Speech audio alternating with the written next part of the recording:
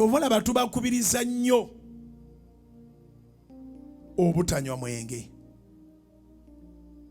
kubanga bw'okozesa ebiragalalagala oba bw'okozesa omwenge, omwoyo wa Mukama tomulekeddewo ruumu. Olina okuba nga ojjudde mwoyo gwa Katonda. Guleeta emirembe,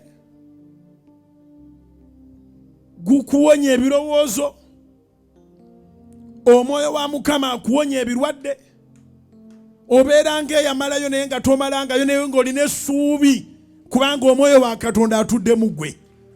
Omwoyo wa Katonda akuleetera okuwangula entalo. Akuleetera okuwangula entalo. Omwoyo wa Katonda akuleetera okuguma. Omwoyo wa Katonda akuleetera okugumiikiriza. Olw'omwoyo wa Katonda abantu bakkiriza ebinene.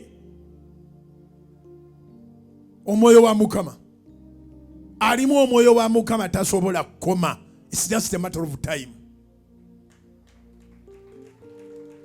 Omwoyo wa Mukama,